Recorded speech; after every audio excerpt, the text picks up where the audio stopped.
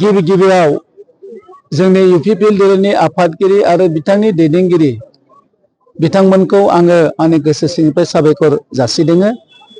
मानोना 2020 आव आङो कुसुगाव बिएबआव बिजाथि महरै मोनदोंमोन आरो देरहादों। एबारबो आंखौ बिजाथि महरै आंनि दोलोआ सायख'दों। दा बेखौनो आङो मिजिंथियो जे 22 तारिख सेप्तेम्बराव जिहेतु इलेक्शन जागोन बिटिसिआ, बे 22 तारिख सेप्तेम्बराव बयबो हारि माहारिफ्रा भट होनो रेडि जादों। दहायसो फोसावदों आंखौ बिजाथि महरै दिनै ग्लोब ग्लोब बयबो फैदों बरायनो। दा बेनिखायनो आं बयनोबो आंनि गोसो सिंनिफ्राय मोजां मोननाय आर'नाइखौ जासिहरदों। आरोबाव जोंनि दोलोनि यूपीपीएल दोलोनि आफादगिरि मानगोनां प्रमद बर' बिथांखौ आं आंनि गोसो सिंनिफ्राय साबायखर जासिदों। सेन्ट्रेलनि गासैबो नेतासिमनिबो दैदेनगिरिफोरनिसिम आंनि गोसो सिंनिफ्राय साबायखर जासिदों।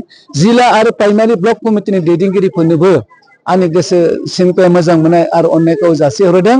आरो बयखौबो रायजो राजाखौ आङो एबार आरो आंखौ जाहाथे खामानि मावनो सुजुग होयो। 22 तारिखआव जाहाथे आंनो बयबो रायजो राजाफ्रा अननानै भट होयो, आं बेखौनो खावलायो।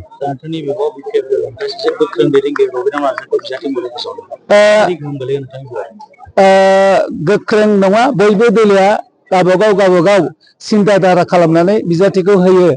दा नोंखायनो रिजाल्टआसो दिन्थिगोन। 2 तारिखआव जिहेतु लास्ट नमिनेशन 1 तारिखनिफ्राय होगोन, जों 1 तारिखआव होगोन। 22 तारिख 26 तारिखआव रिजाल्ट मोनगोन। बाव गोख्रों आरो गुरैनो खोथा गैया। आं आन्डार एस्टिमेट खालामा रावखौबो। खारन जोङो रिजाल्टआसो खिन्थागोन। जों 2020 आवबो बाव देरहादों, एबारबो आरो देरहागोन। आरो बेयो जोंखौ रावबो हमथानो हाया। बे जोंनि यूपीपीएलनि मोजां खामानि मावनायनि थाखाय 5 बोसोराव बेयाव जौगानाय फैदों, सान्थि फैदों। बयबो हारि माहारिफ्रा बुंदों जे यूपीपीएल सरकार फैनायनिफ्राय जों बालाबगासे मोनसे उन्दुनो हादों। बाव कुनु रावखौबो गियालासे जों संसार जानो हादों।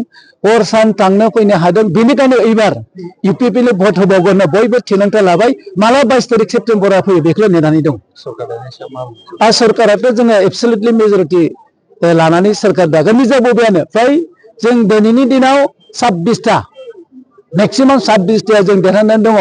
दा नोंखायनो जोंनि जे खामानि मावनाय आरो दांनाय जोंनि मानगोनां बिटिआरनि मावफुं सोद्रोमा मानगोनां प्रमद बर' बिथांनि जे मावनाय जे आदर्श, बेनि आइडिय'लजि प्रिन्सिपल, बेखौ गासैखौबो नायनानै गुबुन गुबुन हारि माहारिफ्रा दिनै बुंदों जे ट्रेक्टर सावगारियाव बा यूपीपीएलखौ आरो क्षमतायाव लाबोबावनांगौ आरो मोजां दैदेनगिरिनि आखायाव क्षमताखौ गथायनांगौ होननानै मानगोनां प्रमद बर' दैदेननाय यूपीपीएल दोलोनि बिजाथिफोरनो भट होनो गासिबो साखा फारा जाजोब्बाय आरो रेडि जाबाय। बेनो दिनै आरो फोरमान कुसुगाव समस्थियाव।